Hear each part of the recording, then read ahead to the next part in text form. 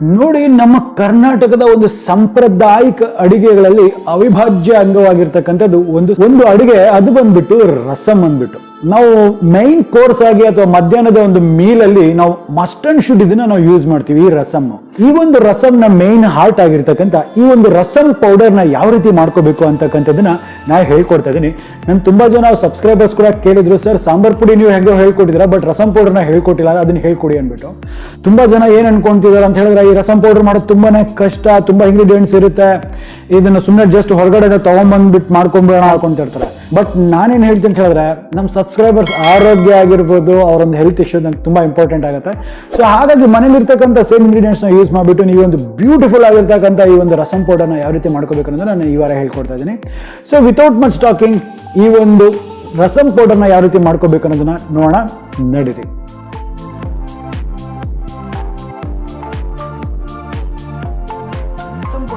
ನೋಡಿ, ಈಗ ಈ ಅಯ್ಯಂಗಾರಿ ರಸಂ ಪೌಡರ್ ಮಾಡೋದಕ್ಕೆ ನಾನು ಮೊದಲನೇದಾಗಿ ಒಂದು 40 ಸ್ಪೈಸ್ ಇರ್ತಕ್ಕಂಥ, ಅಂದರೆ ಖಾರ ಇರ್ತಕ್ಕಂಥ ಮೆಣಸಿನ್ಕಾಯಿಗಳು ಒಂದು 40 ತೊಗೊಂಡಿದ್ದೀನಿ. ಒಂದು 10 ರಿಂದ 15 ಬ್ಯಾಡಿಗೆ ಮೆಣಸಿನ್ಕಾಯಿ ತೊಗೊಂಡಿದ್ದೀನಿ, ಇದು ಕಲರ್ಗೋಸ್ಕರ. ಮತ್ತು 5 ಟೇಬಲ್ ಸ್ಪೂನ್ನಷ್ಟು ಧನಿಯಾ, 2 ಟೇಬಲ್ ಸ್ಪೂನ್ನಷ್ಟು ಜೀರಿಗೆ, 1 ಟೇಬಲ್ ಸ್ಪೂನ್ನಷ್ಟು ಕರಿಮೆಣಸು, 1 ಟೀ ಸ್ಪೂನ್ನಷ್ಟು ಸಾಸಿವೆ, ಮತ್ತು 1 ಟೀ ಸ್ಪೂನ್ನಷ್ಟು ಮೆಂತ್ಯೆ, ಒಂದು 2-3 ಚಿಟಿಕೆಯಷ್ಟು ಹಿಂಗು, ಒಂದು 2-3 ಎಸಳಷ್ಟು ಕರಿಬೇವಿನ ಸೊಪ್ಪು, ಮತ್ತು 1 ಟೀ ಸ್ಪೂನಷ್ಟು ಅರಿಶಿಣ. ಸೊ ಇಷ್ಟು ಸಾಮಗ್ರಿಗಳಿದ್ರೆ ಪರ್ಫೆಕ್ಟ್ ಆಗಿರ್ತಕ್ಕಂಥ ಒಂದು ಅಯ್ಯಂಗಾರಿ ರಸಂ ಪೌಡರ್ನ ಮಾಡ್ಕೋಬಹುದು. ನೋಡಿ, ಇಲ್ಲಿ ಒಂದು ಪ್ಯಾನ್ ಚೆನ್ನಾಗಿ ಬಿಸಿ ಆಗ್ತಾ ಇದೆ. ನಾನು ತಗೊಂಡಿರ್ತಕ್ಕಂಥ ಈ ಒಂದು ಒಣಮೆಣಸಿನ್ಕಾಯಿಗಳನ್ನೆಲ್ಲ ಇದರಲ್ಲಿ ಹಾಕೊಳ್ತೇನೆ. ಇದರಲ್ಲಿ ಚೆನ್ನಾಗಿ ಈವನ್ ಆಗಿ ಹುರಿಲಿ ಅಂದ್ಬಿಟ್ಟು 1 ಟೀ ಸ್ಪೂನ್ ಅಷ್ಟು ಮಾತ್ರ ಎಣ್ಣೆ ಹಾಕೊಳ್ತೀನಿ. ಸೊ ಈಗ ಇದು ಚೆನ್ನಾಗಿ ಒಂದು ಒಳ್ಳೆ ಘಮ ಬರೋವರೆಗೂ, ಒಂದು ಚೆನ್ನಾಗಿ ಕ್ರಿಸ್ಪ್ ಆಗೋವರೆಗೂ ಇದನ್ನ ಚೆನ್ನಾಗಿ ನಾವು ಹುರಿಬೇಕಾಗತ್ತೆ.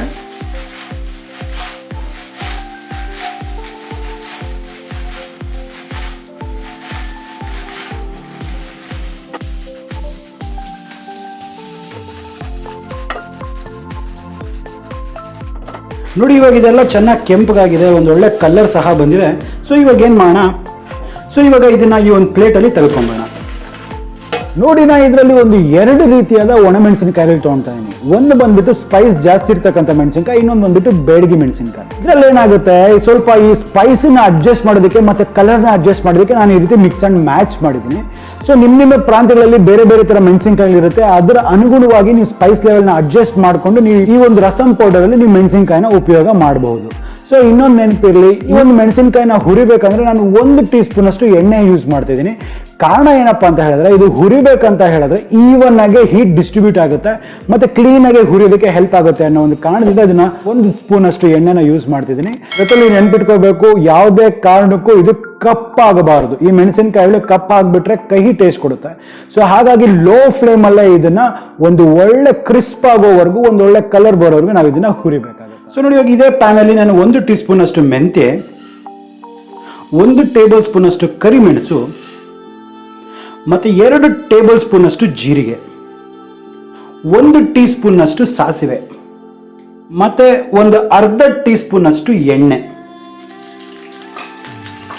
ಸೊ ಈಗ ಇದನ್ನ ಸಹ ಒಂದೊಳ್ಳೆ ಘಮ ಬರೋವರೆಗೂ ನಾವು ಇದನ್ನ ಹುರ್ಕೋಬೇಕಾಗತ್ತೆ. ನೆನಪಿರ್ಲಿ, ಇದು ಯಾವುದನ್ನು ಸಹ ನಾವು ಕಪ್ಪಗೆ ಮಾಡಬಾರ್ದು.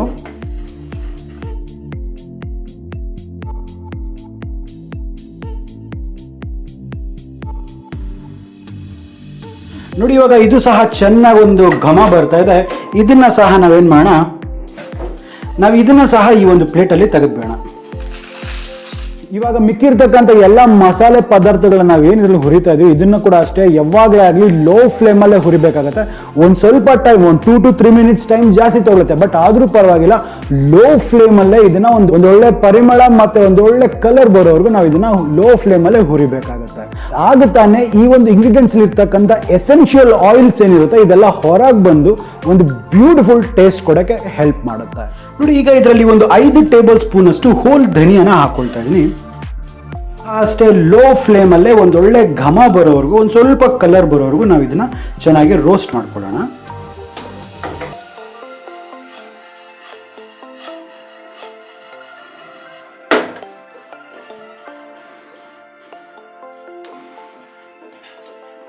ನೋಡಿ ಈಗ ಇದು ಸಹ ಒಂದೊಳ್ಳೆ ಕಲರ್ ಬರಕ್ ಶುರು ಆಗಿದೆ. ಅದೇ ಟೈಮಲ್ಲಿ ನಾನು ಏನು ಮಾಡ್ತೀನಿ, ಒಂದು 2-3 ಎಸಳಷ್ಟು ಈ ಕರಿಬೇವಿನ ಸೊಪ್ಪನ್ನ ಸಹ ಇದರಲ್ಲಿ ಹಾಕ್ಕೊಳ್ತೀನಿ. ಈ ಕರಿಬೇವಿನ ಸೊಪ್ಪು ಸಹ ಅಷ್ಟೇ ಚೆನ್ನಾಗಿ ಡ್ರೈ ಆಗಬೇಕು.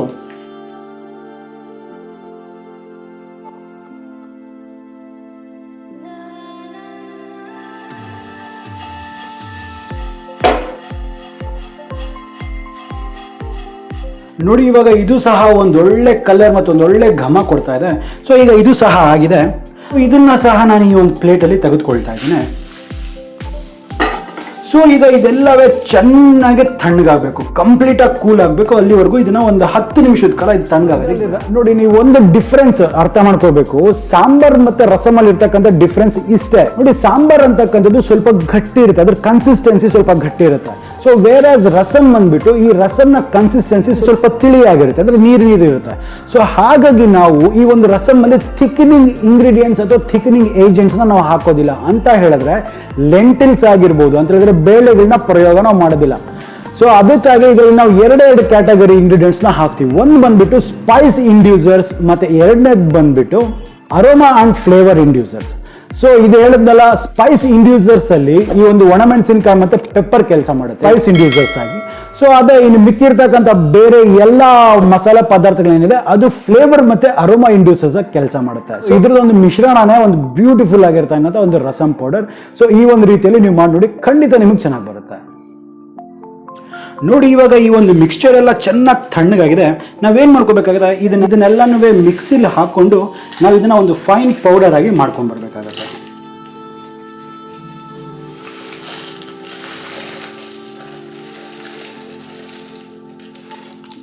ನೋಡಿ, ಈಗ ಇದನ್ನ ಒಂದು ಫೈನ್ ಪೌಡರ್ ಆಗಿ ಮಾಡ್ಕೊಂಡು ಬರೋಣ. ನೋಡಿ, ಈಗ ಈ ಒಂದು ಅಯ್ಯಂಗಾರಿ ಸ್ಟೈಲಿಯ ಈ ಒಂದು ರಸಮ್ ಪೌಡರ್ ರೆಡಿ ಆಗಿದೆ. ಸೊ ಈ ರಸಮ್ ಪೌಡರ್ನ ಇದರಲ್ಲಿ ಹಾಕೊಳ್ಳುವ.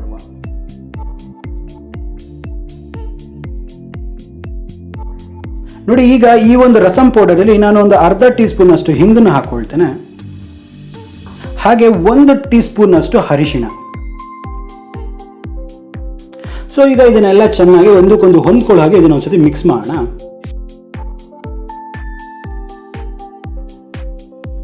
ಸೊ ನೋಡಿ, ಈಗ ಈ ಒಂದು ಅಯ್ಯಂಗಾರಿ ಶೈಲಿಯ ರಸಮ್ ಪೌಡರ್ ರೆಡಿ ಇದೆ.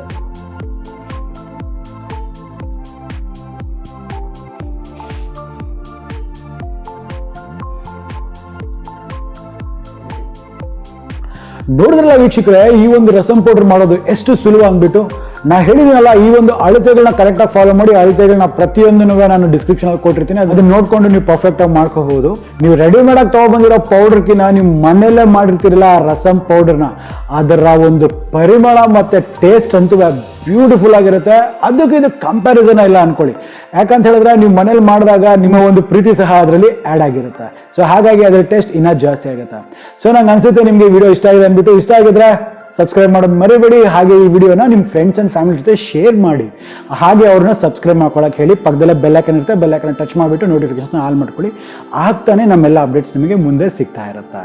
ಸೊ ಇಷ್ಟ ಆಯ್ತಲ್ಲ. ಸೊ ಹಾಗಾದ್ರೆ ಮುಂದಿನ ವಾರ ನಾ ಇನ್ನೊಂದು ಹೊಸ ವೈವಿಧ್ಯಮಯ ಅಡಿಗೆಯೊಂದಿಗೆ ನಿಮ್ಮ ಮುಂದೆ ಹಾಜರಿರ್ತೀನಿ. ಅಲ್ಲಿವರೆಗೂ ನಾನು ನಿಮ್ಮ ದೀಪಕ್ ಕ್ಷತ್ರಿಯ ಸೈನಿಂಗ್ ಆಫ್ ಅಂಡ್ ಜೈ ಹಿಂದ್, ಜೈ ಕರ್ನಾಟಕ, ನಮಸ್ಕಾರ.